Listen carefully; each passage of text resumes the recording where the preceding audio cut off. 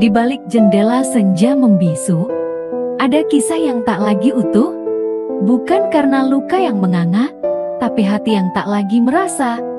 Aku pernah mencinta dengan segenap jiwa, memberi segalanya tanpa tersisa.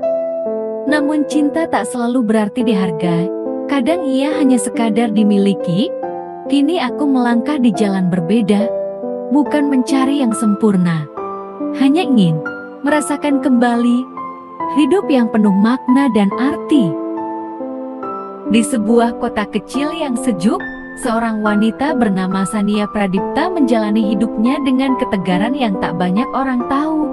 Ia bukan janda biasa, bukan karena kecantikannya yang memukau, bukan pula karena statusnya yang membuat orang berbisik.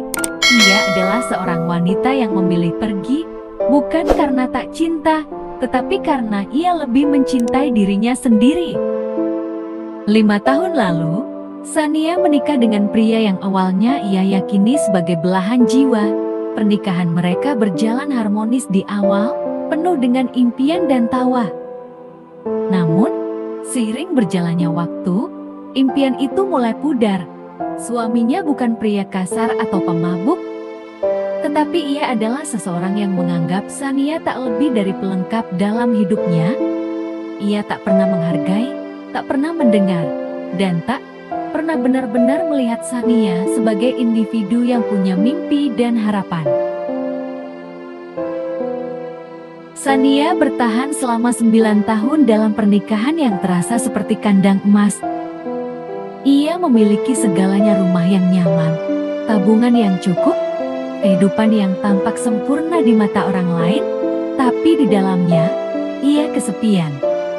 Tak ada percakapan yang berarti, tak ada penghargaan atas segala yang ia lakukan. Tak ada pelukan yang membuatnya merasa dicintai. Ketika ia akhirnya mengajukan perceraian, banyak yang terkejut. Suamimu baik, dia tidak selingkuh, dia tidak memukulmu. Kenapa kau meninggalkannya? Itu yang selalu ia dengar. Tapi hanya dirinya yang tahu, ada luka yang lebih dalam daripada pukulan, yaitu diabaikan dan tidak dianggap penting. Setelah resmi bercerai, Sania meninggalkan kehidupan lamanya dan memulai kembali dari nol. Ia pindah ke kota lain, membuka usaha kecil berupa toko sembako. Ia ingin menjalani hidup yang ia impikan sejak lama, hidup dengan kebebasan, dengan ruang untuk tumbuh, dan dengan cinta yang tidak terpaksa. Hari-hari baru Sania tak selalu mudah. Ada saat-saat ia meragukan keputusannya. Ada malam-malam ia bertanya apakah ia telah membuat kesalahan. Namun, setiap kali melihat dirinya di cermin, ia tahu bahwa ia telah memilih dengan benar. Di matanya, kini ada cahaya yang dulu redup. Toko kecilnya perlahan berkembang. Ia mulai dikenal di lingkungan sekitar, bukan hanya sebagai pemilik toko sembako, tetapi sebagai seseorang yang penuh inspirasi.